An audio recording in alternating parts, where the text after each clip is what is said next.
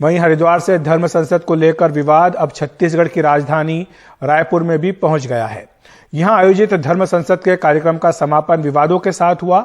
यहां धर्म संसद के आखिरी दिन महाराष्ट्र से आए कालीचरण महाराज ने महात्मा गांधी को लेकर अभद्र भाषा का इस्तेमाल किया, अपशब्द कहे।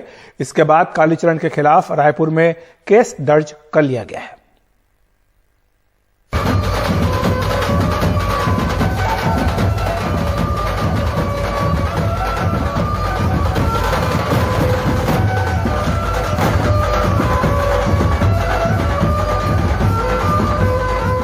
देश भर से धर्म संसद में साधु संत छत्तीसगढ़ की राजधानी रायपुर आए।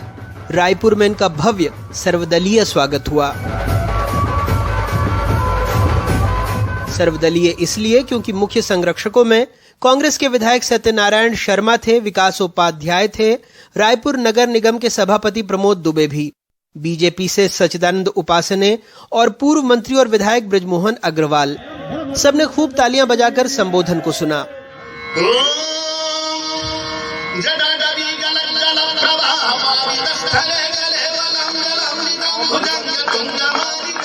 आखिरी दिन शिव तांडव स्तोत्र गाकर सोशल मीडिया में चर्चित हुए अकोला से आए कालीचरण महाराज ने बात शुरू की, ये कहकर जो हिंदू हित की बात करेगा वही देश पर राज करेगा के नारे के साथ बांग्लादेश और पाकिस्तान हमारे सामने कब्जाया, उन्होंने राजनीति के द्वारा कब्जाया। लेकिन इसके बाद बापू को अपशब्द से लेकर मुस्लिमों को लेकर कुछ ऐसा कहा जो हम आपको सुना भी नहीं सकते। गौ सेवा आयोग के अध्यक्ष और कार्यक्रम के मुख्य संयोजक महंत रामसुंदर दास ने मंच से ही इसका विरोध किया और कार्यक्रम बीच में छोड़कर चले गए। वह महात्मा गांधी ने क्या कुछ नहीं किया जिसे राष्ट्रपिता का के उपाधि साथ नवाजा गया। अब उनके विषय में इस धर्म संसद से ऐसी बात, ये हमारा सनातन धर्म नहीं हो सकता। मैं बहुत क्षमा चाहता हूं आप सबसे, आप लोग भले ही बुरा लगा हो, लेकिन इस धर्म संसद में अपने आप को अलग करता हूं, पृथक करता हूं। धन्यवाद।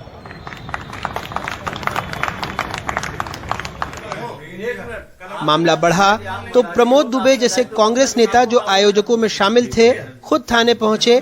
कालीचरण महाराज के खिलाफ आईपीसी की धारा 294 और 505(2) के तहत मामला दर्ज हुआ।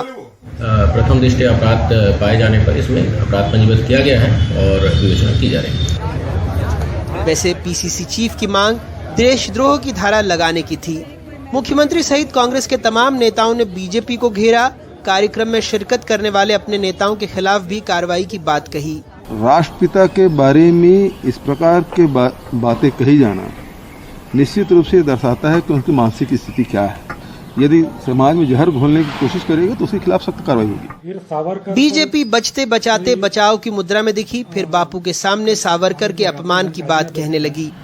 स्वतंत्र वीर सावरकर पर बोला जाता तो उसके खिलाफ थाने में सुनवाई नहीं होती, FIR दर्ज नहीं होती है। जो कालीचरण जी महाराज ने बात रखी उससे हम लोग सहमत हैं, ऐसी बात नहीं है। इस 2 दिवसीय धर्म संसद में कथित रूप से हिंदुओं की कम होती संख्या, हिंदुत्व, धर्मांतरण जैसे विषयों पर कई भाषण हुए।